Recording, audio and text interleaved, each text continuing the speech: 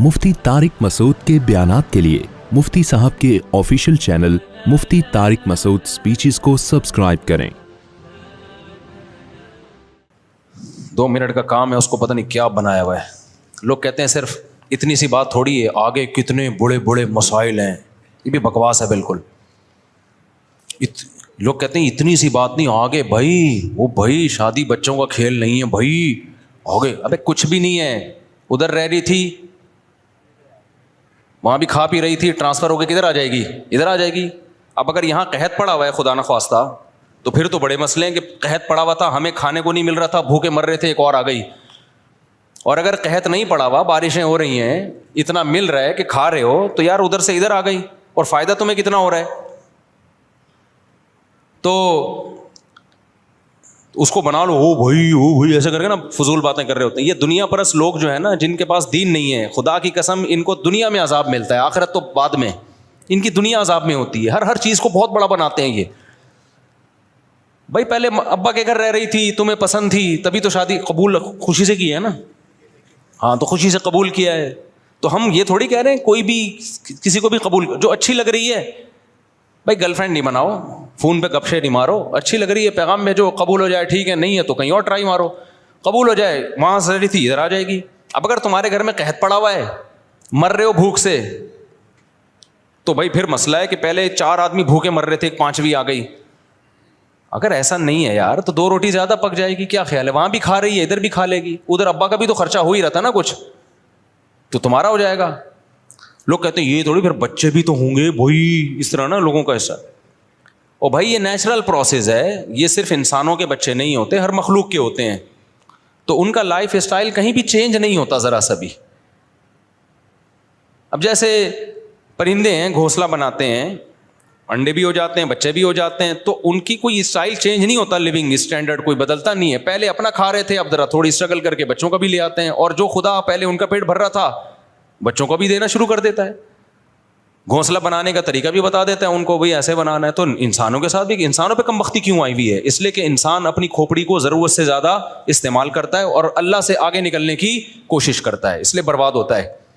तो अल्लाह से आगे मत निकलो मेरे भाई, फितरत से आगे मत निकलो। तो बच्चा पैदा होगा तो और खुशी की बात है, फिर भी टेंशन की बात नहीं है। चलो यार, घर में एक खिलौना मिल रहा है आपको। गोरे कुत्ते पालते हैं, बंदर पालते हैं, उनका भी तो खर्चा होता है कि नहीं होता? कुत्ता फ्री में पलता है क्या? बंदर फ्री में पलते हैं? जब वो उस पर खर्चा कर सकते हैं, तुम्हारी तो औलाद है भाई, बंदरों से अच्छी है, कुत्तों से अच्छी है ये औलाद। ये तुम्हें एंटरटेनमेंट का जरिया है, और अल्लाह पैदा करते ही माँ की छातियों में दूध पैदा कर देगा कि भाई तेरी टेंशन नहीं है, ये मेरी टेंशन है। अल्लाह कहेगा ये टेंशन किसकी है? ये मेरी है। तो जो जिसने इतना किया आगे भी कर लेगा वो। तो इसी सोच में हमारे 16 हो गए अल्हम्दुलिल्लाह, फिर भी हम खुश हैं। 4 बीवियाँ हो गई, 16 हो गए। आपके सामने अल्हम्दुलिल्लाह नजर आ रहा हूँ मैं। एक खातून ने तंज किया हुआ था, ये तो खुश हैं, आगे घर के हालात क्या है वो तो बता नहीं रही है। अबे खातून ने लिखा, लोग लिबरल लोग बोलते हैं नहीं, बच्चे होंगे तो टेंशन है, बीवियाँ ओ भाई ओ ऐसे करके जैसे पता नहीं क्या हो जाएगा, प्रोग्राम तो बढ़ जाएगा, लोग ये समझ रहे होते हैं।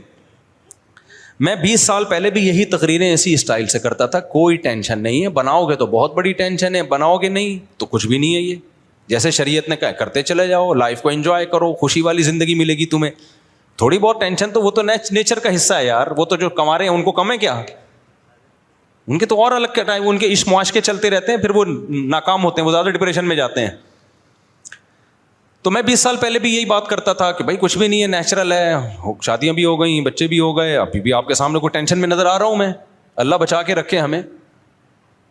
तो किसी खातून, मैंने ऐसा ही कोई बयान किया मोटिवेट करने के लिए कि तुम्हारे सामने मैंने जो 20 साल पहले जो दावे किए थे ना, जो लोग जानते हैं, तो आज वो अल्हम्दुलिल्लाह नज़र भी आ रहे हैं कि ना बच्चों से टेंशन ख़त्म होती है, बीवियों से टेंशन ख़त्म होती है, बढ़ती नहीं है। टेंशन ख़त्म करने का सबसे बड़ा ज़रिया है बीवी और बच्चे। हाँ, वो सोकनों के आपस के होते हैं, वो तो हर घर में थोड़े बहुत, तो जहाँ भी कोई नेमत मिलेगी तो थोड़े बहुत साइड इफ़ेक्ट होते हैं। कोई भी मेडिसिन होती है, कुछ ना कुछ लिखा होता है ना, सर चकरा सकता है। लेकिन इस चक्कर में आदमी मेडिसिन लेना छोड़ दे कि सर भी चकरा सकता है। तो अबे नहीं खाएगा तो क्या क्या चकराएगा? सही है ना, फिर तो पूरा ही घूमेगा तू। जिम जाते हो उसके भी कुछ साइड इफेक्ट हैं, थोड़ी देर की थकावट होती है, مصیبت اٹھاتا ہے انسان, لیکن اس کے فائدے کیا ہیں ان ٹینشنوں سے زیادہ. جاگنگ کرتے اس کی بھی ٹینشن ہوتی ہے, بھاگنا پڑتا ہے, سانس پھولتا ہے, ہو سکتا ہے کسی دن گر جاؤ چکرا کے, لیکن فائدے رزلٹ کیا ہے, وہ بہت سی ٹینشنوں سے آپ کو جاگنگ روک لیتی ہے. تو ایسے ہی شادی کی کچھ ٹینشنیں ہیں, لیکن وہ ٹینشنیں آپ کو نیچرل لائف دے دیتی ہیں اور بڑی ٹینشنوں سے روک لیتی ہیں, ورنہ نیچرل لائف نہیں ملتی آپ کو. وہی گوروں والا حساب ہوتا ہے, کتے وتے پال کے, بندر پال کے. نیٹ پہ دیکھو کسی نے بندر پالے ہوئے ہیں, کسی نے کتے پالے ہوئے ہیں, تو کتے پال کے بھی ان پہ خرچ کر رہے ہو. تو میں نے یہ دعویٰ کیا تھا 20 سال پہلے کہ بھائی صاحب یہ نیچرل لائف ہی میں سکون ہے, اطمینان ہے, اللہ پہ توکل کرو. تو لوگ مانتے نہیں تھے, آج میں آپ کے سامنے ہوں. تو اب میں جب کہتا ہوں الحمدللہ میں تو خوش ہوں, تو نیچے لبرل انٹیاں نا, بہت انٹے بھی اور انٹیاں بھی, بہت بڑی تکلیف ہوتی ہے. وہ نیچے کمنٹس کرتے ہیں, میں پڑھتا رہتا ہوں اکثر کمنٹس. انہوں نے لکھا ہے کہ یہ تو خوش ہیں, آگے گھر میں کیا حال رکھا ہوا ہے انہوں نے, یہ تو کوئی گھر والوں سے جا کے پوچھے. دیکھو جس کے گھر میں ٹینشنیں ہوتی ہیں وہ خود بھی خوش بولو نہیں ہوتا. گھر کی ٹینشن تو آدمی کو عذاب میں ڈال دیتی ہے. یہ کیسے ہو سکتا ہے کہ گھر میں خوشی نہ ہو, ٹینشنیں, اور میں یہاں آ کے مسکرا رہا ہوں آپ کے سامنے.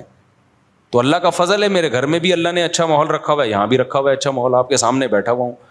ہاں یہ میں کبھی دعویٰ نہیں کرتا کہ ہر وقت گھر میں یا یہاں پہ اچھا ماحول ہوتا ہے, ہمیں کوئی پریشانی نہیں آتی. تو نارملی ہر گھر میں کچھ نہ کچھ ہوتا ہے, اونچ نیچ ہوتی ہے, ہمارے گھر میں بھی ہوتی ہے. کبھی آواز بھی اونچی ہو جاتی ہے, کبھی کوئی لڑائی بھی ہو جاتی ہے. تو میں کبھی وہ دعویٰ نہیں کرتا کہ فرشتوں کی دنیا والے دعوے کروں کہ میرے گھر میں ایسا ماحول ہے کہ میں جب جاتا ہوں تو ایسا سوئٹزرلینڈ والا ماحول ہمارے گھر میں ہے. بھائی اونچ نیچ تھوڑی بہت ہر گھر میں, ہمارے گھر میں بھی ہوتی ہے. پڈے مڈے بھی ہو جاتے ہیں کبھی کبھار. جہاں گوشت کھاؤ گے, خوراک کھاؤ گے, روٹی کھاؤ گے تو طاقت تو آئے گی نا. وہاں اختلاف بھی ہوگا, ہو سکتا ہے کبھی آواز اونچی ہو کے گھر سے باہر چلی جائے, کبھی کوئی جھگڑا ہو جائے, کبھی پھڈا ہو, یہ نارمل ہے, نیچرل ہے یہ.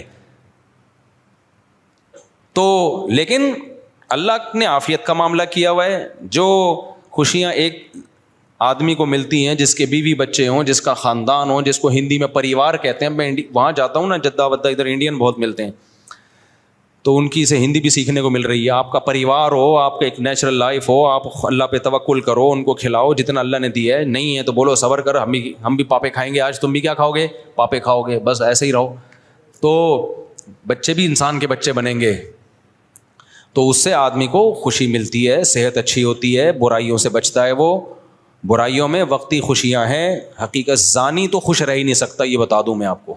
جو زنا کرنے والا ہے نا, کیونکہ دیکھو اللہ نے تمہارے اندر طاقت رکھی ہے, نکاح میں نہیں آؤ گے تو کہیں اور جاؤ گے. یہ پراٹھے کہیں نہ کہیں تو پھٹیں گے جا کے, کیا خیال ہے بھائی, یہ کہیں نہ کہیں تو نکلیں گے جا کے, گند میں نکلیں گے جا کے. تو گند میں وقتی سکون ہے, حقیقت میں سکون نہیں ہے. سب سے پہلی بات, زنا کرنے والے کی گھریلو زندگی برباد ہو جاتی ہے. بار بار کہتا ہوں, اس کو بیوی سے محبت ہی نہیں رہتی.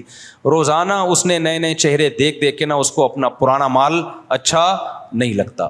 پاک دامنی سے جو زندگی گزارتا ہے اس کو اپنی بیوی ہی اچھی لگتی ہے, کیونکہ ادھر ادھر گند میں منہ نہیں مار رہا ہوتا. تو یہ کتنی اچھی بات ہے یار, جو آپ کے لیے ہے وہ آپ کو اچھی لگے, اور کیا چاہیے یار تمہیں, صحیح ہے نا. آپ کو اپنے ابا اچھے لگ رہے ہیں, پڑوسی کے ابا اچھے نہیں لگ رہے, کوئی مسئلہ نہیں ہے, لیکن لگ پڑوسی کے ابا رہے, اپنے والے اچھے نہیں لگ رہے, ڈپریشن میں جاؤ گے. آپ کو اپنی اماں اچھی نہیں لگ رہی, دوسرے کی اماں اچھی لگ رہی ہے, ٹینشن میں جاؤ گے, ماحول خراب ہوگا. اور اپنی اچھی لگ رہی ہے, دوسرے کی اچھی, دوسرے کی نہ لگے کوئی مسئلہ نہیں ہے. اپنی اولاد اچھی نہیں لگ رہی, دوسرے کے بچے اچھے لگ رہے ہیں, ٹینشن میں جاؤ گے کہ نہیں جاؤ گے. اور اپنی اگر اچھی لگ رہی ہے تو یہ بھائی اپنی ہے اور اچھی بھی لگ رہی ہے تو اور بڑی نعمت ہے. تو اسی طرح دوسروں کی بیویاں اچھی لگ رہی ہیں, اپنی لگ نہیں رہی, ڈپریشن. دوسروں کی تو دیکھ ہی نہیں رہے گا, اچھی لگنے نہ لگنے کا آپشن ہی ختم کر دیا, اپنی ہی کو دیکھ رہے ہو, وہی اچھی لگے گی, چونکہ دوسرا کوئی آپشن آپ کے پاس ہے نہیں. تو ٹینشن بڑھے گی یا ختم ہوگی, ختم ہوگی اس سے. تو اس لیے اللہ میاں نے جو بولا ہے نا, جلدی شادی کرو, زیادہ بیویاں کرو, زیادہ بچے پیدا کرو, اللہ کی بات مان لو. اللہ تیری عقل ہم سے زیادہ ہے, ہم بے وقوف ہیں, ہم فیملی پلاننگ والوں کی باتوں میں بولو نہیں آئیں گے. اللہ میاں جو کہہ رہے ہیں. اور پھر آگے بڑھاپا بھی ہے, اس میں یہ اولاد سہارا بنے گی تمہارے لیے. میں تمہارے سامنے لوگوں کے دکھڑے سناؤں نا جن کے 2 بچے ہیں, پیسہ بہت ہے. ابھی ایک واقعہ سامنے آیا, کیونکہ پرانا واقعہ سامنے تو پہلے آیا, لیکن پرانا ہے, اب سنانے میں وہ لوگ ہائی لائٹ نہیں ہوں گے جن کی بات ہو رہی ہے, ان کی غیبت نہیں ہوگی. ڈیفینس میں واقعہ ہوا, 1000 گز کا بنگلہ تھا صاحب کا, 2-3 بچے ان کے, ایک بیٹی 1-2 بیٹے ہوں گے. بہت پڑھایا, بہت لکھایا, ٹھیک ٹھاک پیسہ خرچ کیا. دین اور مذہب تو سکھانا نہیں ہے. بچے ابا سے سیکھ لیتے ہیں کہ پیسہ ہی سب کچھ ہوتا ہے, کیونکہ اب بچوں کو پتا ہے ابا نے نسل روکی ہے پیسہ بچانے کے لیے, اپنا خرچہ بچانے کے لیے. توکل اعتماد ابا نے نہ منہ سے کبھی نکلا اور نہ کبھی ابا نے سکھایا, تو اٹ مینس پیسہ ہی سب کچھ ہے. بچہ جیسی ہوش سنبھالتا ہے نا, وہ ابا سے کیا پیغام سیکھتا ہے کہ ابا مزید بہن بھائی نہیں آنے دے رہے, کیونکہ وہ چاہ رہے ہیں کہ اسٹینڈرڈ, لیونگ اسٹینڈرڈ بڑا ہائی فائی اسٹینڈرڈ ہونا چاہیے. توکل شوکل کچھ بھی نہیں ہوتا. بچوں کو مولویوں کے پاس بیٹھنے سے روکا, تبلیغ میں جانے سے روکا. او بھائی اصل چیز بیٹا کچھ بن جاؤ, انسان بن جاؤ. تبلیغی جماعت میں 40 دن لگا کے رہو گے, کیا بنو گے؟ نمازی بنو گے, اس سے کیا ہوتا ہے؟ انگریز جو چاند پہ پہنچا ہے نمازی بن کے پہنچا ہے یا تعلیم حاصل کر کے پہنچا ہے؟ بولو نا. انگریز چاند پہ پہنچا تو کیا تبلیغ میں چلا لگایا تھا اس نے جو چاند پہ پہنچا ہے؟ بیٹا وہ سائنٹسٹ بنا ہے, تو تم بھی سائنٹسٹ بنو, تم بھی انجینئر بنو. تم کہاں پہنچو گے؟ ہو سکتا ہے مریخ پہ پہنچو. تو وہ بچے ماشاءاللہ بہت کچھ پہنچتے, مریخ پہ تو نہیں لیکن امریکہ پہنچ گئے. وہ ایک پڑھ لکھ کے امریکہ چلا گیا, ایک جاپان چلا گیا, بیٹی چلی گئی پتہ نہیں کہیں یورپ میں چلی گئی. اب وہ صاحب کیا ہوا, جب ریٹائرمنٹ کی عمر آئی ہے, 60 سال کی عمر آئی ہے, اب وہ گھر میں بند ہو کے بیٹھ گئے. اب وہ بیچارے کہیں لائف کو انجوائے نہیں کر سکتے. اب تنہائی اور دیوار, جو 1000 گز کا بنگلہ ہے نا, اس کی دیواروں نے ان کو کھانا, یہ سچا واقعہ سنا رہا ہوں میں, سچے ہی سناتا ہوں, سچے کا لفظ بتا رہا ہوں تاکہ آپ کے ذہن میں اور تاکید کے ساتھ بیٹھ جائے. ایسا نہ ہو آپ بولیں اچھا اس سے پہلے جتنے سنا ہے وہ سارے جھوٹے تھے.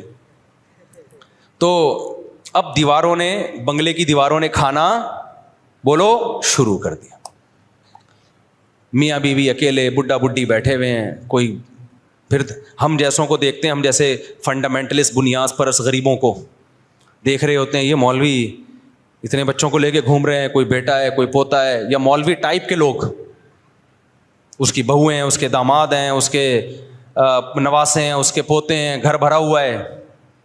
تو اب وہ دیکھتے ہیں کہ یار یہ تو کیا ہو گیا, کچھ بھی نہیں ہے. تو اس نے کیا کیا, جب دیواریں نا 1000 گز کے بنگلوں میں گیا ہوں, یہ بیڈ روم, یہ بیڈ روم, یہ بیڈ روم, یہ بیڈ روم, دیواریں کھا رہی ہوتی ہیں. مجھے وحشت ہونا شروع ہو جاتی ہے, ابے اتنے بڑے بڑے گھر بندہ ہی نہیں ہے, اس سے تو ہمارا چھوٹا گھر اچھا ہے. میرا گھر بڑا نہیں, آپ جائیں نا تو میرا خیال ہے 150 گز بھی نہیں ہوگا میرا گھر جو مسجد نے مجھے دیا ہوا ہے. لیکن میں جاتا ہوں, بچے فوراً ابو ابو کرتے ہیں, باہر سے واپس آؤ ایک دم چپک جاتے ہیں, کیا لے کر آئے ہمارے لیے؟ آپ باہر سے آ رہے ہو, ہمارے لیے کیا لے کر آئے ہیں بھائی؟ بقرعید پہ اونٹ خریدنا ہے, وہ دوسرا آ کے کہہ رہا ہوتا ہے ہم نے جو ہے وہ بکرا خریدنا ہے. ہمیں تو شوق اتنا نہیں ہے, بچوں کی خاطر ہمیں بکرا منڈی جانا پڑتا ہے. تو ان کی خوشی سے انسان خوش ہوتا ہے, ان کے رونے سے انسان پریشان ہوتا ہے. تو میں کہتا ہوں یار ہمارا گھر اس سے 150-200 گز, 200 بھی نہیں ہے میرا خیال ہے, 100 گز بھی بمشکل 100 گز ہے میرا گھر. ایک فیملی والا بتا رہا ہوں میں, آپ کہوں گے چاروں کو 100 گز میں کیسے ٹھوسا ہوا ہے, یہ وضاحتی بیان دینا پڑتا ہے. ایک فیملی, اس میں میرا خیال ہے 4 بچے ہیں, 5 بچے مجھے یاد نہیں ہے, 16 میں پورا پلس مائنس کرنا پڑتا ہے. تو میں تو اپنا بتا رہا ہوں, میں جب جاتا ہوں حج سے میں واپس آیا تھا, بچوں نے ویلکم لکھا ہوا, پورا کمرہ سجایا ہوا, کتنا اچھا لگا یار. جب میں آ رہا ہوں بچیوں نے کیا کیا, پھول بنائے ہوئے, اور ایسا مجھے میری آنسو نکل آئے خوشی سے. یار آپ 100 لوگ آپ کا استقبال کر رہے ہو نا ایئرپورٹ پہ, مزہ نہیں آتا انسان کو. وہ اپنے بچے آپ کو عزت دے رہے ہو, گھر آؤ ابو آ گئے, اور ایسے پھول وول بنائے ہوئے, اتنا مزہ آیا. تو یہ جو ہمارا لبرل طبقہ ہے نا, جو کھلائیں گے کہاں سے, کمائیں گے کہاں سے, ایک ہی 2 ہی ہوں, ڈھنگ کے ہوں. یہ مولویوں کی طرح, برساتی مینڈکوں کی طرح اتنے سارے, یہ ایکچولی یہ ہمیں پسند, یہ دقیانوس اور پرانے لوگوں کا کام. 2 ہوں تمیز کے ہوں. وہ تمیز کے ہی تھے, وہ ڈیفینس میں جو ہوا ہے نا 3, وہ تمیز کے تھے. تمیز کی رپورٹ پیش کر رہا ہوں آپ کو. ہمارے بدتمیز ان کی رپورٹ بھی پیش کر دی جو تمیز کے نہیں ہے نا. جب اتنے سالے ہوں گے تو 16, خود سوچو یار, کوئی تمیز کے ہو سکتے ہیں؟ لبرل لوگ بولتے ہیں 16 تمیز کے ہو ہی نہیں سکتے. پھر دوسرے گھر ہے, اس میں بچے ہیں. اللہ, مجھے تو ڈر لگتا ہے نظر بد سے, اللہ بچائے. میرا مقصد شو مارنا نہیں ہے, میرا مقصد تمہیں موٹیویٹ کرنا ہے کہ کیوں اپنی جانوں پہ ظلم کر رہے ہو نسل کو روک کے.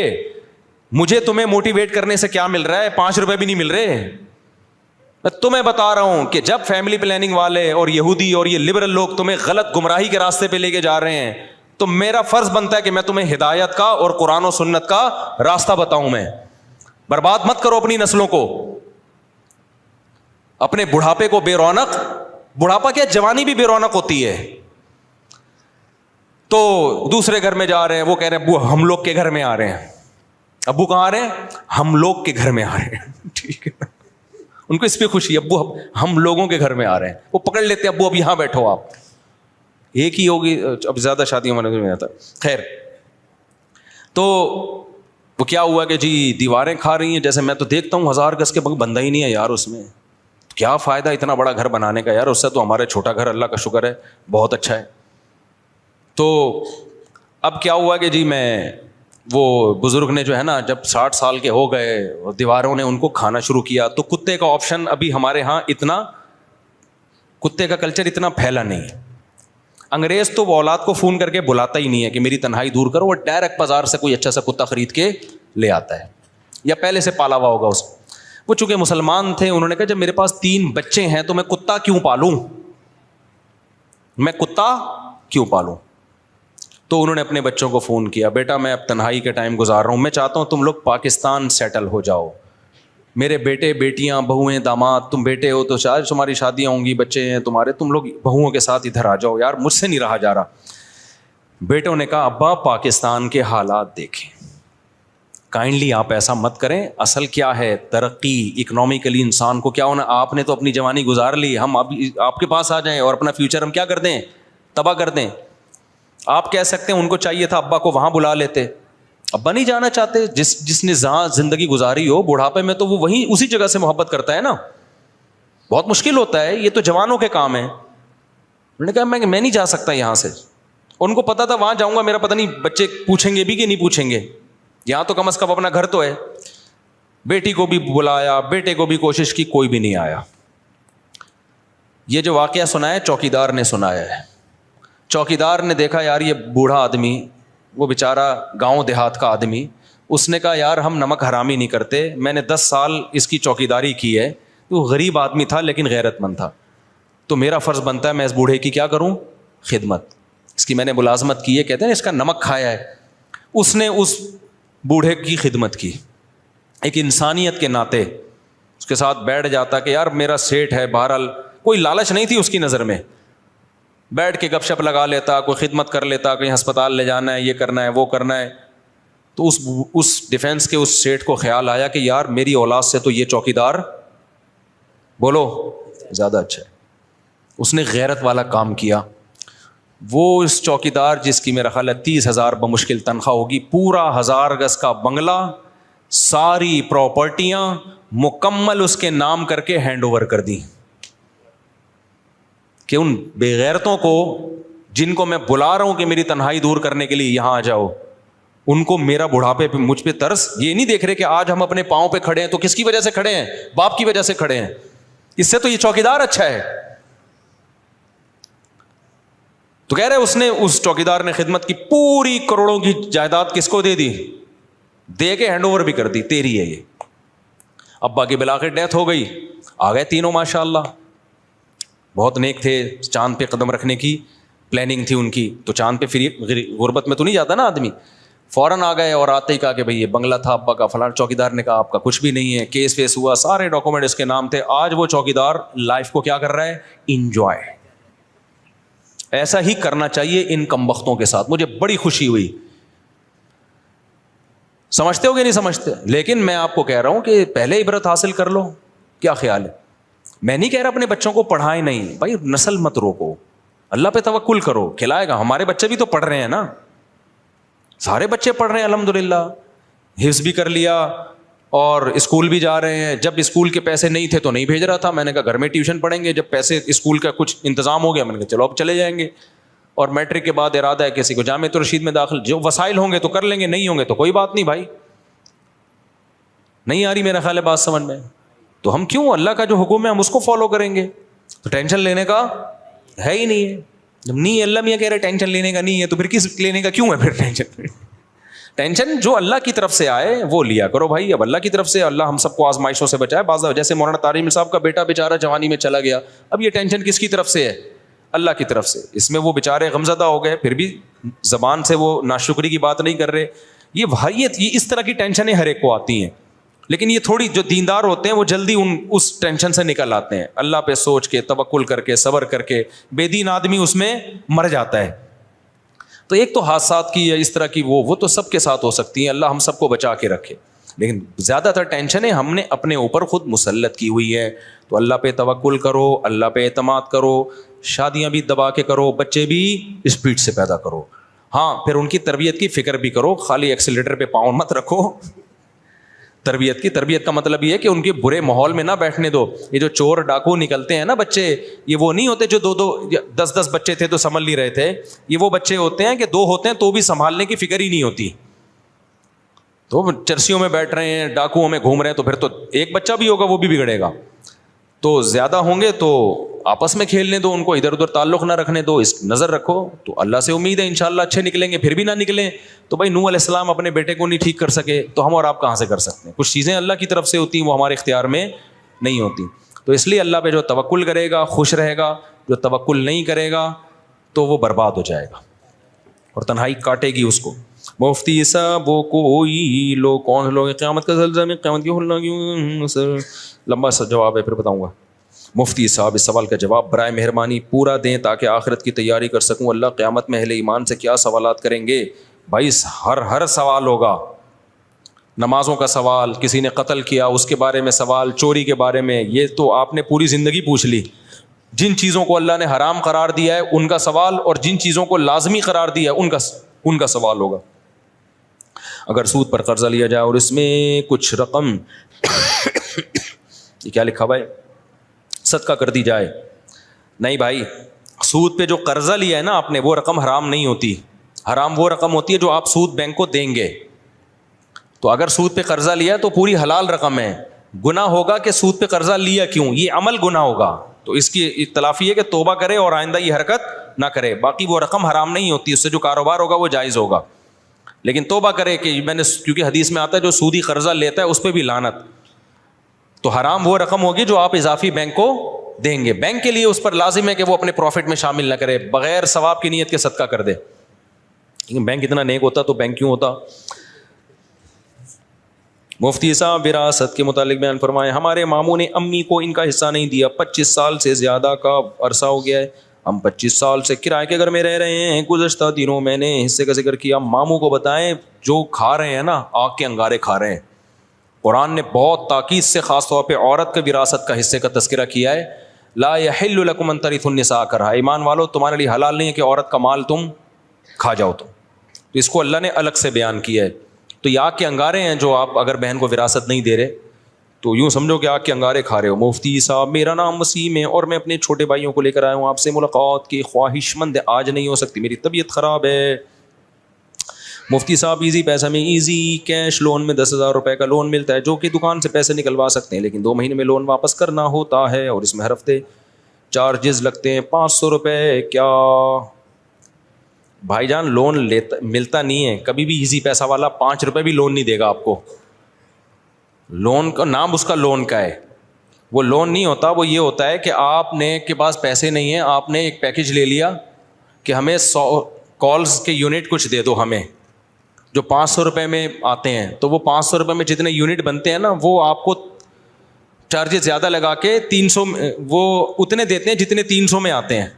اس کو وہ لون کے لفظ سے تعبیر کرتے ہیں, تو وہ لون نہیں ہوتا. پیسے تھوڑی لے رہے ہو آپ ایزی پیسے والوں سے, نہیں یہ بات سمجھ میں. اس کو لون کہتے ہیں, حقیقت میں وہ لون نہیں ہوتا. وہ ایسے ہے کہ کیش پہ کسی چیز کی قیمت زیادہ ہوتی ہے اور کریڈٹ پہ کس چیز کی قیمت زیادہ ہوتی ہے, کیش پہ کم ہوتی ہے. وہ کہتے ہیں ایڈوانس میں آپ اگر کالز کے یونٹ ہم سے خریدنا چاہتے ہو تو ہم مہنگے دیں گے, اور اگر کیش میں دینا چاہتے ہو تو یونٹ ہم آپ کو سستے دیں گے. تو کتنے مہنگے دیں گے, تو ان کی تعبیر وہ یوں کرتے ہیں کہ 300 کی کالیں آپ کو جو مل رہی ہیں وہ اتنی 500 کی کالیں آپ کو جو مل رہی ہیں وہ اتنے کی مل رہی ہیں جتنی 300 میں نارملی ملتے. تو وہ کہتے ہیں ہم نے آپ کو 300 کا لون دے دیا یا 500 کا لون دے دیا. تو وہ لون نہیں ہے. ہاں آپ جو ایزی پیسہ میں اکاؤنٹ کھلواتے ہیں اور پیسے جمع کراتے ہیں, اس پیسوں پہ آپ کو اگر کوئی الگ سے پیسہ ملتا ہے یا کالز کی سہولت ملتی ہے تو وہ سود ہے, کیونکہ وہ پورے پیسے آپ بعد میں واپس لے لیتے ہو. تو اس قرض پہ آپ نے کیا کیا, ایک اضافی فائدہ حاصل کیا, وہ پھر سود میں آتا ہے. السلام علیکم مفتی صاحب, موبائل یا کال فون کا انشورنس کرانا کیسا ہے؟ جائز نہیں ہے. اپنے اختیار سے انشورنس کروانا جائز نہیں ہے. جہاں گورنمنٹ کا لا ہو تو وہاں آپ کی مجبوری ہے. پھر ٹھیک ہے جلدی سے میرا ہماری شادی شدہ میرا 8 بچے میرا گھر کرائیں کچھ بھائی پیسے نہیں مانگا کرو. مفتی صاحب میں اس دور میں پیدا ہوئے ہیں یہاں پر, میں دل سے دعا کرتا ہوں اللہ آپ کے مالی وسائل دور کر, مالی وسائل پیدا کرے. ہر جگہ فتنہ اور آزمائش ہے, دین پہ چلنا مشکل ہوتا ہے. تبلیغ جماعت میں ٹائم لگاؤ, تبلیغ جماعت میں جب تک ایک قربانی نہیں دو گے نا, گھر سے نکل کے ماحول چینج نہیں کرو گے, اس وقت تک انسان کا بچہ بننا بڑا مشکل ہے. اللہ پاک نے فرمایا کہ ہم اپنی نبی کے دل پر قرآن اتارا تو پھر حضرت جبریل کے آنے کی کیا ضرورت تھی, تو جبریل ہی وہی لے کر آئے نبی کے دل پہ اتارا. اللہ نے یہ تو نہیں کہا کہ میں نے ڈائریکٹ اتارا ہے, اللہ نے کہا جبریل کے ذریعے میں نے دل پہ اتار دیا. تو جبریل کے دل پہ آنا کیا, آپ اس میں کیا اشکال ہے, آپ کو آپ کہاں لانا چاہتے تھے جبریل علیہ السلام کو؟ ایک اشکال ہے, اگر ہمارے نبی صلی اللہ علیہ وسلم کی ایک سے زیادہ یعنی 4 بیٹیاں تھیں تو پھر فضائل اور تاریخ میں صرف فاطمہ ان کی اولاد کا ذکر کیوں ہے؟ یہ بالکل غلط ہے. ساری تاریخی کتابوں میں نبی کی 4 بیٹیوں کا تذکرہ ہے, خود شیعہ لوگوں کی اپنی کتابوں میں نبی کی 4 بیٹیوں کا تذکرہ ہے. ویسے بھی قرآن کے الفاظ دیکھو, یا ایھا النبی قل لازواجک و بناتک, سورہ حجاب میں اے نبی اپنی بیویوں سے بھی کہتے ہیں اور اپنی بیٹیوں سے بھی کہتے ہیں. تو اگر ایک بیٹی ہوتی تو اللہ بیٹیوں کا لفظ استعمال کرتا, اور پیچھے ازواجکا کے لفظ میں بتایا کہ جیسے بیویوں سے نبی کی بیویاں مراد ہے تو بیٹیوں سے بھی نبی کی بیٹیاں. اب کوئی کہہ سکتا ہے امت کی بیٹیاں مراد ہیں, تو امت کی بیٹیوں کا آگے الگ سے تذکرہ کیا اللہ نے, قل لازواجک و بناتک و نساء المؤمنین, اور مسلمان عورتوں سے بھی کہتے ہیں. اتنی واضح آیت کے بعد بھی کوئی کہے کہ نبی کی ایک بیٹی ہے, تو یہ تو قرآن کی آیت کا منکر ہو گیا سیدھا سیدھا.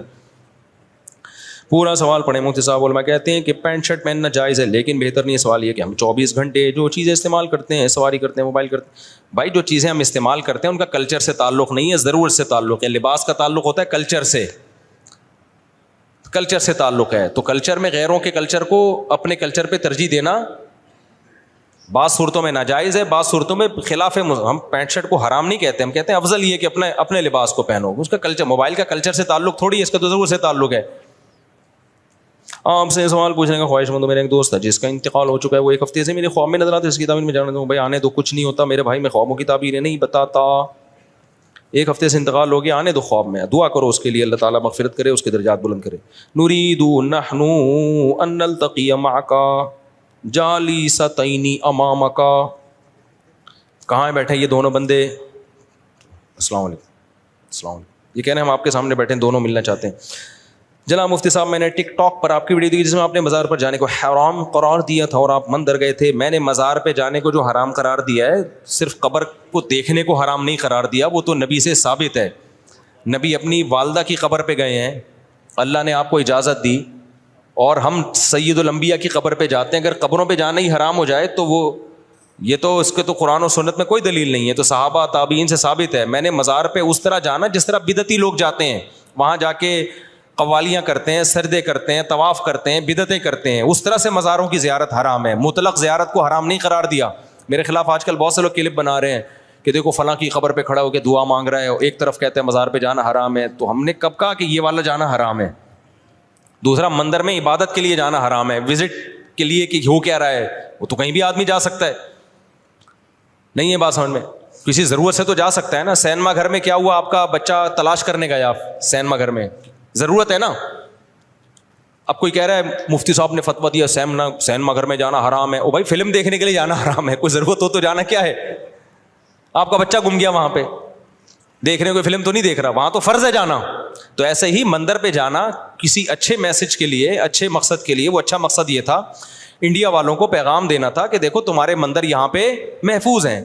مندر میں پنڈت جی سے انٹرویو لیا ہم نے کہ بھائی آپ کو کوئی عبادت سے روکتا ہے؟ انہوں نے کہا نہیں روکتا. کتنا اچھا میسج گیا. بہت سے ہندوؤں کے کمنٹس آئے کہ ہمیں تو پتہ ہی نہیں تھا کہ پاکستان میں مندر بھی ہیں. تو اس میسج دینے کے لیے تاکہ وہاں مسلمانوں پہ ظلم نہ ہو, وہاں بھی مسجدوں کی حفاظت ہو, اس میسج کو دینے کے لیے جانا تو فرض ہے, میں سمجھتا ہوں. ہاں وہاں جا کے میں نے کسی بت کے سامنے جھکاؤں, عبادت کی ہو, تو پھر آپ بتاؤ. تو ایسے ہی قبر پہ میت کے لیے دعا کرنا یہ جائز کیا ہے؟ تو سنت عمل ہے. قبرستان کی زیارت کرنا بھی سنت عمل ہے, نبی نے حکم دیا تاکہ آخرت کی یاد تازہ ہو. ہاں وہاں جا کے مردے سے دعا مانگنا یا وہاں بیٹھے رہنا مجاور بن کے, ہم تو گئے دعا مانگ کے نکل لیے پتلی گری, وہاں بیٹھ تھوڑی گئے تھے ہم. اور اگر میری کہیں تصویر آ رہی ہے کسی قبر پہ بیٹھے ہوئے کی تو وہ غلط عمل ہے, میں اسے رجوع کرتا ہوں. ایسی کوئی تصویر کسی نے وائرل کی ہے میرے بارے میں, پتہ نہیں فیک ہے یا کیا ہے, لیکن اب ہم اس فیک اور حقیقت میں جاتے ہی نہیں. ہم کہتے ہیں بھائی ناجائز ہے, میں نے بھی کیا تو کیا ہے, ناجائز ہے, غلط ہے, میں توبہ استغفار کرتا ہوں. تو کیونکہ اب فیک ثابت کرنے کے لیے پھر لمبی چوڑی تقریر ہے. تو آسان راستہ ہے بھائی صحیح ہے ناجائز ہے ختم. میں نے کب کہا کہ میں فرشتہ ہوں؟ بھائی ناجائز عمل ہے اور میں رجوع کر رہا ہوں اور بتا رہا ہوں کہ میں توبہ استغفار کر رہا ہوں, یہ ناجائز عمل ہے. سمجھتے ہو کہ نہیں سمجھتے؟ تو قبر پہ جانا میت کے لیے. باقی میں دارالعلوم کرنگی میں گیا تو وہاں میں نے قبر پہ ہاتھ اٹھا کے دعا مانگی, تو کسی نے میرے خلاف کلپ بنایا کہ قبر پہ ہاتھ اٹھا کے دعا مانگنا شرک ہے. مفتی صاحب بھائی ہاتھ اٹھا کے دعا مانگنا شرک نہیں ہے. دعا کس سے مانگ رہے ہیں؟ اللہ سے. ہاں شرک کا ذریعہ بن سکتی ہے یہ چیز کہ کوئی لوگ یہ نہ سمجھے کہ قبر والے سے دعا مانگ رہا ہے, تو جہاں یہ خطرہ ہوگا وہاں جائز نہیں ہے. تو وہاں تو کوئی خطرہ نہیں تھا. دارالعلوم کرنگی کے سارے علماء توحید پرست ہیں, کوئی بھی قبر سے ہاتھ اٹھا, کوئی بھی صاحب قبر سے مانگنے کو جائز نہیں سمجھتا. تو وہاں کوئی خطرہ نہیں تھا, اس لیے میں نے اللہ سے دعا مانگی ہے, میت سے دعا نہیں مانگی. ہمارا یہ عقیدہ ہے کہ میت کچھ بھی نہیں کر سکتی مرنے کے بعد, کوئی کسی کے پاس کوئی اختیارات نہیں ہے. لیکن پھر بھی جہاں خطرہ ہو تو وہاں ہاتھ نہیں اٹھانے چاہیے قبر پہ جا کے, وہاں پھر بغیر ہاتھ اٹھائے دعا مانگے. تو میرے بھائی جلدی سے, کیا بغیر بلائے شادی میں جانا جائز ہے؟ حرام ہے بھائی. شادی میں جا کے پھوڑ پھاڑ کے آ رہے ہوتے ہیں بغیر بلائے. لڑکے والے پکڑتے ہیں تو کہتے ہیں ہم لڑکی والوں کی طرف سے ہیں, لڑکی والے پکڑتے ہیں ہم کہتے ہیں لڑکے والوں کی طرف سے آئے ہیں. یہ بہت ہو رہا ہے. یہ 25-30 سال پہلے ہوا کرتا تھا, تو اب تو آپ کو پتہ ہے دیانتداری کا ریشو بہت بڑھ گیا. ہمارے کچھ دوست تھے 3 پیس سوٹ ٹائی میں نا, تاکہ لگے کہ باقی شادی میں آئے ہیں. یہ سخی حسن پہ نہیں بہت سارے ہال بنے ہوئے, باقاعدہ بس میں 1 گھنٹے کا سفر کر کے آتے تھے اور گھس جاتے تھے. باقاعدہ بھوڑ پھاڑ کے آتے تھے وہ, روزانہ ان کا یہ کام تھا. لڑکی والے پوچھتے تو کہتے ہیں ہم لڑکے والوں کی طرف سے, لڑکے والے پوچھتے تو کہتے ہیں ہم لڑکی والوں کی. اب کون وہاں انکوائری کرتا ہے بیٹھ کے؟ اب لڑکے والے کہہ رہے ہیں ہماری طرف سے تو نہیں ہو, ہمیں تو نہیں پتا. تو کہتے ہیں میں ان کے چاچے کے ماموں کی خالہ کے پھپھو کا تایا ہوں, تو کچھ بھی بنا لو. اور پھر وہ موقع ایسا ہوتا ہے وہاں تھوڑی مار دھاڑ ہوتی ہے. اب ایسا نہ وہ لوگ یہ شروع کرتے کہ یار یہ تو آپشن ہمیں پتہ ہی نہیں تھا. تو یہ حرام ہے بھائی, ناجائز ہے. مفتی صاحب مکہ میں ہم نماز کے بعد جنازہ ہوتا ہے تو مرد تو پڑھتے ہیں, ساتھ میں عورتیں بھی پڑھتی ہیں, کیا درست ہے؟ پڑھنا چاہیے عورتوں کو بھی بھائی. مفتی صاحب میں کئی مہینوں صاحب کا بیان سننے آ رہا ہوں, مسجد کے سامنے مشغول گندا پانی جمع ہے, مستقل گندا پانی کے خیال ہے مسجد کے نمازیوں کی انتظامیہ کہاں سوئی ہوئی ہے؟ کم از کم مسجد کے سامنے کو تو صاف رکھنا چاہیے. انتظامیہ کی ذمہ داری آج تو حد ہو گئی. مسجد کے سامنے سروس روڈ پر بھی گندا پانی بہ رہا ہے, مسجد سے نکل رہا ہے. بھائی گٹر ابل رہے ہیں, مسجد والے گٹر صاف, میں اپنے خرچے پہ گٹروں کو میں نے صاف کروایا ہے, تو اب کب تک کرائیں؟ پھر بھی ابلنا شروع ہو جاتے ہیں. تو اب کیا کرے آدمی, یہ تو گورنمنٹ کا کام ہے نا. بہرحال میں نے مسجد والوں کو انتظامیہ کو بتا دوں گا, تاکہ اگر کوئی غفلت ان کی طرف سے ہو رہی ہے تو توجہ لیں. اور بھائی مفتی صاحب محمد بلال پتہ نہیں کیا لکھا بھائی, جن کو نیو کراچی گودرا کالونی میں 4 دن پہلے ٹارگٹ کلنگ کا نشانہ بنایا گیا, ان کو 2 گولیاں لگی ہیں. کل سے الحمدللہ وہ ہوش میں آ گئے ہیں, لیکن ڈاکٹرز نے کہا ہے ان کو بہت زیادہ دعاؤں کی ضرورت ہے. دل سے دعا ہے بھائی, اللہ تعالیٰ شفا عطا فرمائے. مسجد میں جا کر دعا, کیا لکھا ہے؟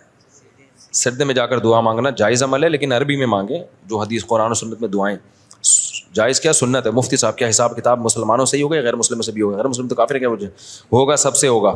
غیر مسلموں سے بھی اللہ اپنی نعمتیں بتا کے پوچھے گا کہ تم توحید پر ایمان کیوں نہیں لے کر آئے, پھر عقیدہ توحید کو اختیار کر کے تم نے نمازوں کو قائم کیوں نہیں کیا. سارے سوال غیر مسلم سے بھی ہوں گے. فرمائیے. جی بس ختم ہو گئی پرچیاں, اب آپ سوال پوچھ ہو گئے نا ساری.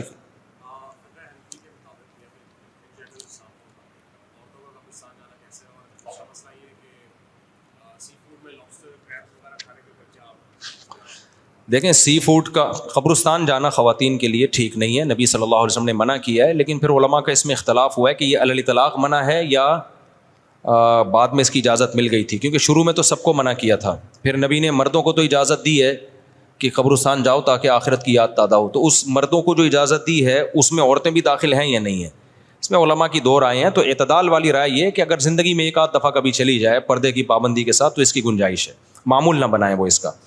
باقی جو آپ نے کہا کہ یہ جو جھینگا کھانا اور کیکڑے وغیرہ کھانا, اس میں میں بہت دفعہ بیان ریکارڈ کروا چکا ہوں. خلاصہ یہ ہے کہ اس میں فقہا کا اختلاف ہے.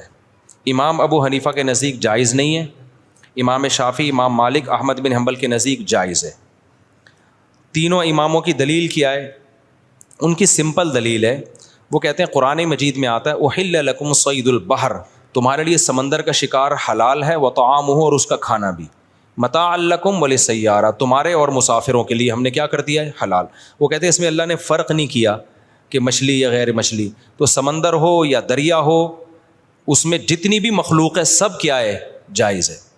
یہ ان کی رائے ہے, سوائے صرف مینڈک کے بارے میں, چونکہ الگ سے حدیث میں آتا ہے کہ حرام ہے, تو امام شافعی نے سمندر کے مینڈک کو مستثنیٰ کیا ہے. سمجھ میں آ رہی ہے بات؟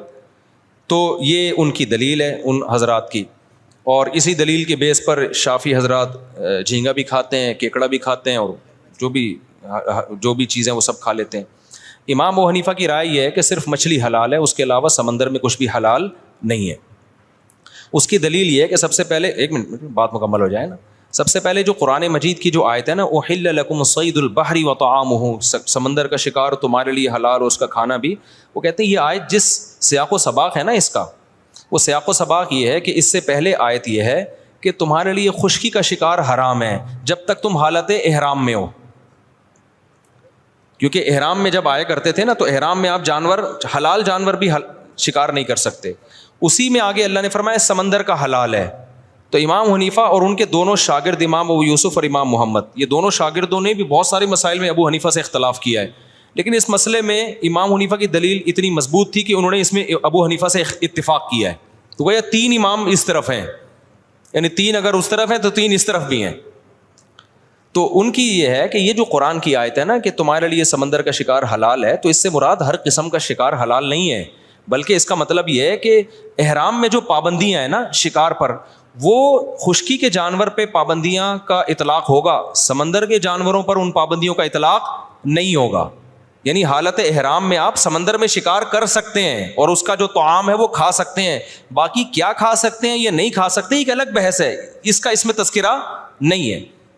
اب کیا کھا سکتے ہیں کیا نہیں کھا سکتے, تو اس کے بارے میں صحیح حدیث ہے. نبی صلی اللہ علیہ وسلم نے فرمایا احلت لنا میتتان, 2 مردار ایسے ہیں جو ہمارے لیے حلال ہیں, السمک والجراد. آپ نے فرمایا ایک مچھلی اور ایک ٹڈی, یہ جو ٹڈی نہیں کھیتوں کو چٹ کر جاتی, یہ 2 مردار ہمارے لیے کیا ہیں, حلال. تو ہم یہ کہتے ہیں کہ دیکھو قرآن میں حرمت علیکم المیتہ, اللہ نے فرمایا تمہارے لیے مردار حرام ہے, کوئی بھی جانور ذبح کیے بغیر آپ نہیں کھا سکتے, کوئی بھی جانور ہو. تو اس سے پتہ چلتا ہے ہر طرح کے مردار حرام ہیں, لیکن حدیث میں 2 چیزوں کو مستثنیٰ کیا جا رہا ہے, مچھلی اور ٹڈی, ان کا تو ذبح کرنا ممکن ہی نہیں ہے, تو اس لیے نبی صلی اللہ علیہ وسلم نے استثناء کر دیا کہ بھئی مچھلی اور ٹڈی اس اصول سے کیا ہے, مستثنیٰ. تو امام حنیفہ کہتے ہیں صرف مچھلی کا استثناء ہے, باقی چیزوں کا استثناء نہیں ہے. ایک دلیل ہو گئی. دوسری دلیل یہ ہے کہ قرآن مجید میں آتا ہے وَيُحَرِّمُ عَلَيْهِمُ الْخَبَائِثَ, کہ نبی کی ذمہ داری ہے کہ تم پر خبیث اور ناپاک چیزوں کو حرام کر دیں گے. تو بہت ساری چیزیں, اگر سمندر کی آپ ہر طرح کی مخلوق کو حلال, بھائی یہاں یہ کام نہ کریں, بیان چل رہا ہے نا, کائنڈلی ادھر چلے جائیں. اگر سمندر کی ہر مخلوق کو آپ حلال کر دیتے ہیں تو سمندر میں تو ایسا گند نکلتا ہے کہ کوئی بھی اس کی طرف بڑھنے کی کوشش ہی نہیں کرے گا. وہ صرف چائنیز ہی کا حوصلہ ہے کہ وہ کھا لیں, انگریز بھی نہیں کھاتا اس کو. تو صرف جھینگے کا کیکڑے کا مسئلہ نہیں ہوگا. تبھی میں کہتا ہوں کہ اگر آپ کو ابو حنیفہ پہ اعتراض کرنا ہے نا, تو پھر آپ کچھوا کھانے کا کو بھی جائز قرار دو, کیونکہ وہ بھی پانی میں بھی رہتا ہے خشکی میں بھی, جیسے کیکڑا پانی میں بھی رہتا ہے اور خشکی میں بھی, مگرمچھ پانی میں بھی رہتا ہے اور خشکی میں بھی, تو مگرمچھ بھی حلال ہے, مگرمچھ کے انڈے بھی حلال ہیں, کچھوے کے انڈے بھی حلال ہیں, جبکہ کوئی بھی کسی کی بھی طبیعت اس کی طرف مائل نہیں ہوگی. تو یہ خبائث میں داخل ہے. خبائث کا مطلب جو خبیث چیزیں ہوتی ہیں, تو سمندر میں ایسا گند نکلتا ہے. تو اس سے بھی پتہ چلتا ہے قرآن سے کہ خبائث سارے کے سارے کیا ہیں, حرام ہے. اگر ہم مچھلی کے علاوہ ہر چیز کو حلال قرار دے دیں تو پھر تو بہت سارا گند ہو جائے گا, جو اس میں بہت گند نکلتا ہے جس سے گھن آتی ہے انسان کو. تو اس سے پتہ چلتا ہے کہ جو 2 چیزوں کو مستثنیٰ کیا ہے نبی صلی اللہ علیہ وسلم نے, مچھلی اور ٹڈی, اس کے علاوہ سمندر میں آپ کسی چیز کو نہیں کھا سکتے. ایک اور اہم ترین بات یہ کہ دیکھو جس چیز میں ابتلا ہوتا ہے نا, اس کے بارے میں 1-2 حدیثوں سے مسئلہ حل نہیں ہوتا. ابتلا کا مطلب صحابہ کرام, یہ جو عرب ہے یہ تو 3 طرف سے جزیرہ ہے, جزیرہ نما ہے ان کے یہاں, تو تینوں طرف. اگر سمندر میں مچھلی کے علاوہ بھی مخلوق حلال ہوتی تو کسی ایک صحابی یا تابعی سے ثابت تو ہوتا کہ انہوں نے جھینگا یا کیکڑا کھایا ہو, جبکہ کوئی ضعیف حدیث بھی ہمیں اس بارے میں نہیں ملتی. حالانکہ جو ساحل سمندر پہ رہتے ہیں وہ تو جتنا شوق سے مچھلی کھاتے ہیں اس سے زیادہ جھینگا اور کیکڑا کھا رہے ہوتے ہیں وہ. تو یہ بہت مضبوط دلیل ہے امام حنیفہ کی, کیونکہ میں نے بتایا تھا نا وہ امام صاحب پہلے قرآن کو وہ زیادہ اہمیت دیتے ہیں. تو قرآن کی جو 2 آیتیں ہیں نا کہ تمہارے لیے مردار کو حرام قرار دیا گیا ہے, حدیث میں صرف مچھلی کو مستثنا کیا گیا ہے, تو اس آیت کو, اور پھر خبائث حرام ہے, تو کہتے ہیں اگر یہ سب چیزیں آ جائیں تو اس میں تو پھر کچھوے اور مگرمچھ اور بھی اور اس سے بھی زیادہ ایسی چیزیں کہ یار یہ کیا گند ہے. تو کسی صحابی سے ثابت نہیں ہے, کسی تابعی سے ثابت نہیں ہے کہ مچھلی کے علاوہ کسی بھی چیز کو انہوں نے کوئی ایک دفعہ کھانا بھی ثابت نہیں ہے. تو اس لیے, اور پھر ویسے بھی گوشت جو ہے نا, گوشت اس میں اصل ہے حرمت, جب تک حلال ہونے کی دلیل نہ ہو اس کو کیا سمجھا جائے گا, حرام سمجھا جائے گا, جب تک حلال ہونے کی دلیل نہ ہو. تو سمندر کی دیگر جتنی مخلوق ہے اگر دلائل اس میں ٹکرا رہے ہیں کہ پتہ نہیں حلال ہے حرام ہے, تو جب تک حلال ہونے کی واضح دلیل نہیں ہوگی شریعت کے اصول کے مطابق اس کو حرام ہی سمجھا جائے گا, کیونکہ گوشت میں شریعت نے احتیاط کا حکم دیا. اس کی مثال ایسے ہے کہ جیسے آپ نے کسی جانور کو اللہ کا نام لے کے شکار کیا, گولی لگی اور ادھر سے کسی کتے نے بھی آگے مار دیا اس کو. اب آپ کو نہیں پتا چل رہا کہ یہ آپ کی تیر کی مثال دے رہا ہوں میں, زیادہ بہتر ہے کہ آپ کے تیر سے یہ مرا ہے یا کتے کے کاٹنے سے مرا ہے, تو وہ حرام ہے آپ کے لیے, کیونکہ اس میں کیا پیدا ہو گیا, شک پیدا ہو گیا. جب تک یقین نہ ہو اس کو حرام سمجھا جائے گا. اب اسلامی ملکوں میں چونکہ سب مسلمان ہی ہیں تو وہاں تو شک کرنے کی ضرورت نہیں ہے. غیر مسلم ملک میں ہم کہتے ہیں کہ اگر آپ کے پاس ذبیحہ آیا تو آپ اس بیس پہ نہیں کھا سکتے. کوئی گوشت آیا, ذبیحہ نہیں, گوشت آیا آپ کے پاس, آپ امریکہ میں تھائی لینڈ میں کہیں تھے, گوشت پکا کے لے آیا کوئی غیر مسلم, امکان تو ہے ہو سکتا ہے کسی مسلمان سے ذبح کرایا ہو, لیکن اس امکان کی بیس پہ آپ کھا سکتے ہو اس کو؟ نہ, آپ تحقیق کرو گے بھائی کیسے کسی مسلمان سے ذبح کرایا کہ نہیں کرایا, اور اگر وہ خبر دیتا ہے تو اس کی خبر پر بھی اعتماد نہیں ہے. کوئی حلال سرٹیفکیٹ دکھاؤ, کوئی ادارہ دکھاؤ. تو اس لیے ہم کہتے ہیں غیر مسلم کنٹری میں تحقیق کرنی پڑے گی آپ کو. تو اس سے پتہ چلتا ہے کہ گوشت میں اصل یہ کہ وہ حرام ہے جب تک حلال ہونے کی دلیل نہ ہو. نباتات میں اصل یہ کہ حلال ہیں جب تک حرام ہونے کی دلیل نہ ہو, کیونکہ نباتات ہر قسم کے کھا سکتے ہیں. اس میں جب تک حرام ہونے کی دلیل نہیں ہوگی تو آپ حلال ہی سمجھیں گے, لیکن گوشت میں جب تک حلال ہونے کی دلیل نہیں ہوگی آپ اس کو کیا سمجھیں گے, حرام سمجھیں گے. تو امام حنیفہ یہ کہتے ہیں کہ بھائی مچھلی کے حلال ہونے پر تو دلائل ہیں, قرآن میں بھی تذکرہ کر دیا, نبی نے بھی کھایا اس کو, صحابہ بھی کھاتے تھے, صحیح حدیث ہے کہ 2 ہمارے لیے مردار حلال ہیں. اس کے علاوہ کے بارے میں دلائل یہ کہتے ہیں کہ ناجائز ہے, اور اگر آپ ان دلائل سے نہیں مانتے تو وہ خاموش ہے شریعت اس بارے میں. تو جب تک ان کے حلال ہونے کی واضح دلیل نہیں ہوگی ان پہ ناجائز ہونے کا ہی احتیاطاً فتویٰ لگایا جائے گا. سمجھ میں آ رہی ہے بات؟ ایک آخری بات کر کے میں اس بحث کو سمیٹتا ہوں. یہ اختلاف تو ہے کیکڑے میں اور جو بھی مگرمچھ وغیرہ سب چیزوں میں ہم اس کو ناجائز سمجھتے ہیں, صرف مچھلی کو. جھینگے کے بارے میں خود حنفیوں میں اختلاف ہے, صرف جھینگے کے بارے میں. وہ اس اختلاف کی بیس یہ ہے کہ جیسے حضرت مفتی تقی عثمانی صاحب وہ جھینگے کو جائز کہتے ہیں, حالانکہ وہ فقہ حنفی ہی کو فالو کرتے ہیں. وہ جائز اس بیس پہ کہتے ہیں کہ یہ مچھلی ہی کی ایک قسم ہے. سمندر کی مچھلی حلال ہے یا نہیں ہے؟ تو اب وہ کہتے ہیں کہ یہ کس کی قسم ہے, ایک مچھلی کی قسم ہے. جب مچھلی کی قسم ہے تو یہ جائز ہے, جبکہ ہمارے ہاں جو احناف میں جو جمہور علماء ہیں وہ کہتے ہیں کہ مچھلی کی قسم میں یہ داخل نہیں. حضرت مفتی تقی عثمانی صاحب کا جو استدلال ہے وہ یہ ہے کہ میں نے پورا ان کا رسالہ پڑھا, اسی طرح بنگلہ دیش کے علماء بھی اس کو مچھلی کی قسم میں داخل کرتے ہیں. مفتی عبدالسلام چاٹگامی رحمۃ اللہ علیہ بڑے مفتی تھے بنوری ٹاؤن کے, بنگلہ دیش سے ان کا تعلق تھا, وہ بھی کہتے تھے یہ مچھلی کی قسم میں داخل ہے. اور اس کی دلیل وہ یہ دیتے ہیں کہ بھائی جتنی بھی لغت کی کتابیں ہیں نا اس میں جھینگا مچھلی لکھا ہوتا ہے. کیا لکھا ہوتا ہے؟ جھینگا مچھلی. جو مولانا یوسف لدھیانوی شہید رحمۃ اللہ علیہ تھے, یا مفتی رشید احمد صاحب, یا جو ہمارے جو جامع الرشید کا فتویٰ ہے وہ یہ ہے کہ بھئی یہ مچھلی کی قسم میں داخل نہیں ہے. اور اس کے دلائل, پہلی بات میڈیکل سائنس, کیونکہ ہر فیلڈ میں نا اس کے ماہرین کی رائے کا اعتبار ہوتا ہے. تو جتنے بھی ڈاکٹروں سے ہم نے رابطہ کیا ہے, مفتی رشید احمد صاحب کے دور میں تو تمام بہت سارے ڈاکٹروں کا پورا پینل بلایا تھا اور ان کا تھا میڈیکلی یہ کیا ہے. انواع ہوتی ہیں نا جانوروں کی, تو کیا مچھلی میڈیکلی کسی بھی طرح سے, جھینگا جو ہے وہ میڈیکل سائنس کی نظر میں کسی بھی طرح مچھلی کی اقسام میں داخل ہے یا نہیں ہے؟ تو ان ڈاکٹروں کی رائے یہ تھی کہ میڈیکلی انسان کو گدھا کہہ دینا اتنا عجیب نہیں ہے جھینگے کو مچھلی کہہ دینا بہت, کیونکہ انسان اور گدھے میں بہت ساری چیزیں ایک جیسی ہیں, ریڑھ کی ہڈی ہے, چلتے ہیں دونوں,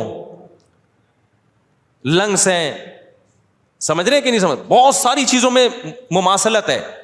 میں یہ نہیں کہہ رہا کہ انسان گدھا ہے ڈاکٹروں کی نظر میں, یعنی ان میں بہت ساری چیزیں آپس میں کیا کرتی ہیں, میچ کرتی ہیں. جھینگے میں اور مچھلی کا تو کوئی عضو بھی ایک دوسرے سے مشابہ نہیں ہے. تو وہ یہ کہتے تھے کہ میڈیکلی تو یہ امپاسبل ہے کہ آپ جھینگے کو مچھلی کی اقسام میں داخل کر لیں. حضرت اقدس حضرت مفتی تقی عثمانی صاحب اس کا جواب یہ دیتے ہیں کہ بھائی ہمیں اتنی پیچیدگی میں میڈیکلی جانے کی ضرورت نہیں. عرف میں اگر اس کو مچھلی سمجھا جاتا ہے تو ہم کیا سمجھیں گے, مچھلی. تو عرف میں تو لکھا ہوا ہے, یعنی وہ میڈیکل سائنس پہ وہ کہہ رہے ہیں اس کا مدار نہیں ہوگا, بلکہ اس کا مدار ہوگا ڈکشنری میں, لغت میں اس کو مچھلی لکھا گیا ہے, تو اب اتنی پیچیدگی کی کیا ضرورت ہے. گنجائش کا پہلو دو لوگوں کو. لیکن اس کا جواب یہ ہے کہ لغت میں کسی, جو حضرت مفتی رشید احمد صاحب نے اس کا جواب دیا ہے ان کے رسالے کا, کہ لغت میں مچھلی لکھنے سے یہ کہہ دینا کہ عرف میں مچھلی سمجھا جاتا ہے, یہ ٹھیک نہیں ہے, کیونکہ لغت میں تو سمندری گھوڑا بھی ہے. تو کیا ہم اس کو گھوڑے کی اقسام میں داخل کر لیں گے؟ لغت تو یہ دیکھتی ہے کہ ذرا سی بھی مناسبت ہونا تو اس کو کوئی نام دے دیا جائے. عرف میں جھینگے کو مچھلی سمجھا بھی نہیں جاتا. میں اگر آپ سے کہتا ہوں کہ جاؤ مچھلی لے کر آؤ, تو کوئی جھینگا لے کر آئے گا؟ میں اگر قسم اٹھاتا ہوں کہ اللہ کی قسم, میں نے خدا کی قسم میں مچھلی نہیں کھاؤں گا, اگر جھینگا کھا لے گا تو اس کی قسم نہیں ٹوٹے گی, کیونکہ اس نے مچھلی نہیں. عرف میں یہی یعنی مفتی بھی کہے گا کہ تم کیا سمجھ رہے تھے جھینگا اس میں داخل, وہ کہے گا نہیں میں تو جھینگا کھایا, مچھلی تھوڑی کھائی ہے میں نے. تو اس سے پتہ چلتا ہے کہ عرف میں بھی اس کو مچھلی نہیں سمجھا جاتا. تو اس لیے ہماری رائے میں اس کے یہ والے جو دلائل ہیں نا کہ مچھلی کی اقسام میں نہیں ہے, یہ دلائل کی دنیا میں بہت مضبوط ہے. البتہ ایک چھوٹ میں لوگوں کو دیتا ہوں, میں یہ کہتا ہوں فقہا ہی کا ایک اصول ہے کہ جس چیز میں ابتلا بہت زیادہ ہو جائے, جس چیز میں ابتلا سمجھتے ہیں بہت زیادہ لوگ مبتلا ہو جائیں. ابے مبتلا گاڑا لفظ ہے, کو مبتلا بھی بھول گئے ہیں نا لوگ. انگلش میں کیا کہیں گے مبتلا کو؟ ایک چیز کا رواج بہت زیادہ ہو گیا ہو. تو خود فقہ حنفی ہی کا اصول ہے کہ اگر اسلام میں اس کی کوئی گنجائش دوسرے فقہ میں ملتی ہے اور وہ چیز سوسائٹی میں بہت زیادہ پھیل گئی ہے, تو اس کے پھر اس علاقے میں جہاں وہ بہت زیادہ پھیل گئی ہو, پوری قوم سے چھڑوانا ناممکن ہو, تو دوسرے فقہ پہ فتویٰ دینے کی گنجائش ہے. یہاں ہمارے ہاں جھینگے کا بہت زیادہ رواج نارملی نہیں ہے. بنگلہ دیش میں بہت زیادہ رواج ہے, وہ صدیوں سے کھاتے آ رہے ہیں, حالانکہ وہ ٹوٹلی فقہ حنفی کو فالو کرتے ہیں بنگلہ دیش. تو میں وہاں بنگلہ دیش میں کے لیے کہتا ہوں کہ یار اب ان کو یہ کہنا کہ جھینگا چھوڑ دو, وہ دنیا چھوڑ دیں گے, جھینگا نہیں چھوڑیں گے وہ. تو میں بنگلہ دیش کے علماء سے کہتا ہوں کہ فقہ حنفی کو چینج نہ کرو, فقہ حنفی میں تو جائز نہیں ہے, لیکن فقہ حنفی میں ہی ایک اصول ہے حضرات فقہا کا کہ اگر ابتلا کسی چیز میں بہت زیادہ ہو جائے اور لوگوں سے وہ عادت چھڑوانا ممکن نہ ہو, تو ایک پھر یہ ضرورت ہے. تو ضرورت میں امام شافعی کے قول پہ فتویٰ دیا جا سکتا ہے. تو صرف جھینگے کی کیکڑے کی طرف نہ جاؤ, مگرمچھ کے انڈے مت کھاؤ, کچھوے کے انڈے مت کھاؤ, اور جو سمندر سے آڑی ترجی چیزیں نکل رہی ہیں وہ مت کھاؤ. صرف جھینگے کی حد تک بنگلہ دیش میں گنجائش دی جا سکتی ہے, وہ صدیوں سے کھاتے آ رہے ہیں, ان کو چھڑوانا دنیا چھوڑ دیں گے, وہ جھینگا نہیں چھوڑیں گے. تو کہیں ایسا رواج ہونا تو پھر اس میں جو ہے وہ دوسرے فقہ پہ عمل کیا جا سکتا ہے, کیونکہ بہرحال ایسا تو نہیں ہے نا کہ اتفاقی مسئلہ ہو. کتے کی اجازت نہیں دی جائے گی. کیا آپ کہیں مسلمان چائنا میں جو رہتے ہیں, جو چائنیوں کو دیکھ دیکھ کے سب نے کتے کھانا شروع کر دیے, تو اس کی گنجائش نہیں ملے گی. وجہ اس کی ہے کہ کتا سب کے نزدیک کیا ہے, حرام ہے.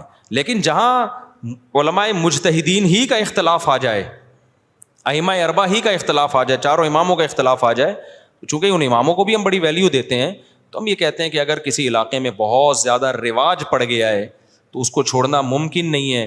تو بھائی اس اختلاف کا فائدہ ایسی جگہ پہ اٹھایا جا سکتا ہے. اس کی ایک مثال دے دوں کہ اگر کسی عورت کا شوہر مارکیٹ سے شارٹ ہو گیا, گم ہو گیا, پتہ ہی نہیں کہ سالوں نے اٹھایا ہے یا پولیس نے اٹھایا ہے یا کہاں ہے, یا 1 سال ہو گیا, 2 سال ہو گیا, 3 سال ہو گئے, 4 سال ہو گئے, تو فقہ حنفی, فقہ شافعی, فقہ حنبلی, تینوں فقہ میں جب تک اس کی موت کا 100% یقین نہیں ہو جاتا, عورت کہیں اور شادی بولو نہیں کر سکتی.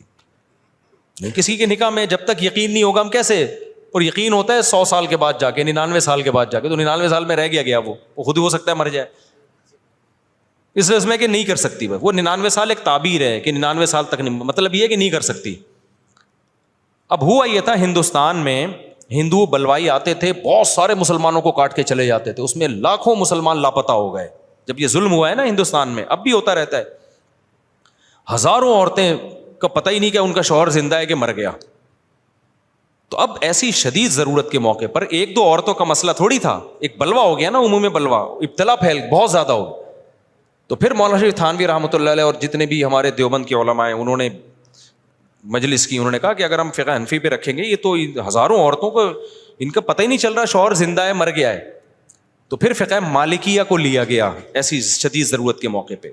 ہم کہتے ہیں عوام کے لیے جائز نہیں کہ خود ہی چھلانگے مارے, علماء خود سمجھتے ہیں کہ کس موقع پر دوسرے فقہ پہ فتویٰ دینے کی گنجائش ہے. تو خود علماء نے قائل کیا, بیٹھے اجلاس ہوئے, تو پھر فقہ مالکیہ پہ فتویٰ دیا گیا بھئی ایسی شدید ضرورت میں ہزاروں عورتوں کا مستقبل داؤ پہ لگ رہا ہے.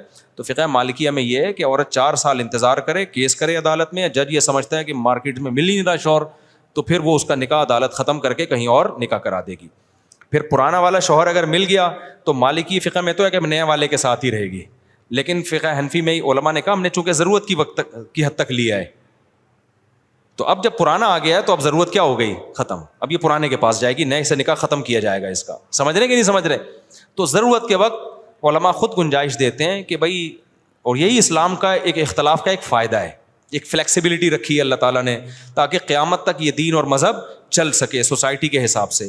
تو خود سے یہ کام نہ کیا کریں پینترے بدلنے والا, لیکن علماء خود گنجائش دے دیتے ہیں جہاں ابتلا ہو, جہاں عادت چھڑوانا پاسبل ہی نہیں رہا, تو گنجائش دے دیتے ہیں کہ بھائی کیکڑے کے بارے میں تو نہیں دیتے گنجائش, اسی طرح یہ مگرمچھ کے انڈے منڈے نہیں کھائیں آپ, ٹھیک ہے نا. لیکن جھینگے کے بارے میں خود حنفی علماء گنجائش دے دیتے ہیں کہ اگر کہیں ابتلا بہت زیادہ ہے تو بھائی اس پہ زیادہ شدت مت کرو, کھانے دو اس کو. امام شافعی کے قول کو لینے دو اس کو. میرا معمول یہ کہ میں نہیں کھاتا جھینگا, کیونکہ مجھے کیا ضرورت ہے بھائی, 20 کم چیزیں, مچھلی کی 100 اقسام ہیں, وہ پہلے کھا کے فارغ ہو جائیں تو جھینگے کے بارے میں سوچیں گے.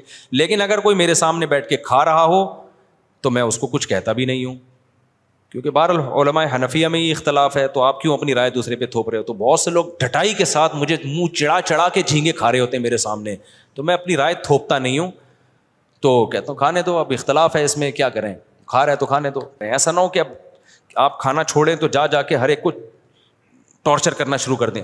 تو اختلافی چیز ہے تو اس کو ہلکا پھلکا ہی رہنے دیں, احتیاط خود کریں آپ. اتنی ساری چیزیں ہیں. امام صاحب کا موقف جو ہے دلیل کے لحاظ سے بہت مضبوط موقف ہے, بہت مضبوط موقف ہے. کسی صحابی نے نہیں کھایا, کسی تابعی نے نہیں کھایا, بھائی مچھلی کھائی ہے تو مچھلی کھاؤ آپ. تو خلاصہ یہ نکلا کہ اگر کوئی میرے سامنے بیٹھ کے کتا کھائے گا وہ میں نہیں کھانے دوں گا, میں کہ تیری رائے تو ادھر بیٹھ کے کھا. جھینگا کھائے گا تو چونکہ اختلافی مسئلہ ہے اس کو میں کھانے دوں گا, مجھے کھلانے کی کوشش کرے گا تو میں نہیں کھاؤں گا. کیونکہ میرا خیال یہ ہے کہ اگر انسان اسی طرح رخصتوں پر ادھر ادھر کلابازیاں کھاتا رہے نا تو برکت ختم ہو جاتی ہے, پھر اس میں پھر وہ سری ناجائز کی طرف بھی جانا شروع کر دیتا ہے. اپنے بارے میں میرا یہ موقف ہے کہ بھائی ہاں کوئی چیز, ساری چیزیں ہی کھانے کو ختم ہو جائیں, پھر کتے سے بہتر ہے آدمی کیا کھا لے کہ کھانا نہ مل رہا ہو, پھر یار اختلاف سے فائدہ اٹھاؤ, بھوکا تو نہیں رہنا نا, پھر اختلاف. لیکن ایسا ابھی ہے نہیں, سب کچھ کھانے کو مل رہا تو میں جھینگے کی طرف ڈائریکٹ کیوں جاؤں, احتیاط پر عمل کروں. کسی صحابی نے نہیں کھایا, کسی تابعی نے نہیں کھایا, تو میں احتیاط پر عمل کرتا ہوں. کتا کھائے گا میرے سامنے تو میں اس کو کتوں کو کھلا دوں گا پھر میں. تو یہ ہے اس بارے میں پوری رپورٹ میں نے پیش کی ہے. باقی جو لوگ اس میں ابو حنیفہ پہ طنز کرتے ہیں نا کہ ابے حنفیوں کے پاس کوئی دلیل نہیں ہے, کوئی دلیل نہیں ہے, سمندر کی سب چیزیں جائز ہیں, تو ان کو بس ایک جو طنز کر رہا ہے, جو طنز نہیں کر رہا تو اختلافی مسئلہ ہے بھائی. جو بعض لوگ طنز کرتے ہیں تو ان کو بولا کرو پھر مگرمچھ کے انڈے کھانے کا بھی فتویٰ دے, تو پھر تو کچھوے کے انڈے کے جائز ہونے کا بھی فتویٰ دے, تاکہ وہی انڈے لوگ اٹھا کے تیرے سر پہ ماریں. تو پھر اتنی بات نہیں, پھر پوری بات کرو آپ. تو یہ ہے اس مسئلے کی تھوڑی سی میں نے آپ کے سامنے ڈیٹیل میں. اچھا, جھینگے کا بزنس جائز ہے, کاروبار جائز ہے. وجہ اس کی یہ کہ بالاتفاق حرام نہیں ہے. جو چیزیں چاروں اماموں کے نزدیک بالاتفاقی طور پہ حرام نہیں ہوتی نا, تو اس میں کیونکہ اب امام شافعی کے فقہ کو جو لوگ فالو کرتے ہیں وہ تو امام شافعی کی رائے پر اعتماد کرتے ہیں. تو چونکہ عالم اسلام میں ایسے لوگ موجود ہیں جو اس کو جائز سمجھتے ہیں, تو بزنس اسی چیز کا حرام ہوگا جو بالاجماع حرام ہو. سمجھ رہے کہ نہیں سمجھ رہے؟ تو یہ بھی ایک چھوٹ ہے کہ بہت سے لوگ سی فوڈ کو کا بزنس کرتے ہیں تو جھینگے کا بزنس کر سکتے ہیں, کیکڑے کا بزنس وہ کر سکتے ہیں, چھپکلیوں کا بزنس نہیں کر سکتے آپ, سمجھ رہے ہو, کتوں کا بزنس نہیں کر سکتے آپ, لیکن جھینگے کا بزنس کیونکہ بالاتفاق حرام نہیں ہے. تو اس سے پتہ چلتا ہے کہ جو چاروں اماموں کو فالو کرتے ہیں نا ان کی رائےوں میں کتنے اعتدال ہوتے ہیں, کہ ہر چیز کو اس کا درجہ دیتے ہیں. لیکن جو ان چاروں اماموں کو فالو نہیں کرتے نا, آپ جب ان سے مسئلہ پوچھیں تو آپ اکثریت ایسی نظر آئے گی متشدد, اپنی رائے تھوپنا اور اس پہ اڑ جانا. تو میں نے دیکھے کلپ جو ہمارے خلاف لوگ کہتے ہیں ابو حنیفہ نے جھینگے کو وہ کر دیا اور کیکڑے کو ناجائز, کوئی دلیل نہیں ان کے پاس, قرآن تو کہتا ہے سمندر کی مخلوق حالات, قرآن جو کہتا ہے اس کا سیاق و سباق تو دیکھو بھائی. تو رائے تھوپتے بھی ہیں, پھر چیلنج بازیاں بھی کرتے ہیں, پھر چیلنج کا جب جواب دو تو مارکیٹ سے شارٹ ہو جاتے ہیں. تو یہ مارکیٹ میں چل رہا ہے. تو اس لیے اعتدال کی راہ وہی ہے جو میں نے آپ کے سامنے بیان کی. میں نہیں کھاتا, میں فقہ حنفی کو فالو کرتا ہوں, کیونکہ فقہ حنفی کی میں مشکلات کو اگر لے رہا ہوں تو آسانیاں بھی تو لے رہا ہوں نا. اب یہ بات ہے کہ آسانیاں ادھر سے مشکلات میں ادھر ٹن ماروں, اور جب فقہ شافعی میں کوئی مشکل آئے تو حنفی کی طرف آ جاؤں, تو اللہ کو میں قیامت میں کیا جواب دوں گا؟ اللہ کو میں کیا جواب دوں؟ میرے جسم سے خون نکلا تو میں کہوں یار میں نے جو ہے نا امام شافعی کی رائے ہے کہ جی وہ خون نکلنے سے وضو نہیں ٹوٹتا, تو ایسے ہی چلو. جھینگے میں بھی امام شافعی کی رائے کو فالو کر رہا ہوں. اللہ کہے گا امام شافعی تو کہتے ہیں کہ جب نکاح میں فاسق گواہوں تو نکاح ہوتا ہی نہیں ہے, تو نے ٹیسٹ کروایا تھا جب تیری شادی میں جو گواہ بن رہے تھے وہ سارے نیک پرہیزگار تھے؟ تو میں کہوں ابو حنیفہ کی رائے میں تو ہو گیا. تو اللہ میاں کہے گا ادھر, کبھی تو ادھر جا رہا ہے, کبھی کیا کر رہا ہے, تو خواہشات کا غلام ہے تو. پھر میں جب صدقہ فطر دے رہا ہوں پیسوں میں, تو اللہ میاں کہے گا امام شافعی کہتے ہیں پیسوں میں تھوڑی دیا, تو بڑے آرام سے پیسے رکھ کے رہا ہے, رسید کٹا دی. امام شافعی کی رائے ہے کہ حدیث میں گندم ہے تو گندم ہی دینا پڑے گا. اب میں کہا کون گندم کی بوری کون اٹھا کے لائے گھر سے, پیسے پکڑاؤ رسید کٹاؤ. تو اللہ میاں کیا کہے گا, بھائی تو نہ تیرا مقصد شریعت فالو کرنا نہیں ہے, تیرا مقصد کیا ہے؟ خواہشات. اسی وجہ سے ہم کہتے ہیں بھائی ایک فقہ کو فالو کرو اور دوسرے کو ٹھیک سمجھو, یہ ہے. وہ مالک نہیں, کافی ٹائم ہو گیا, میری جان چھوڑ دو خدا کا واسطہ.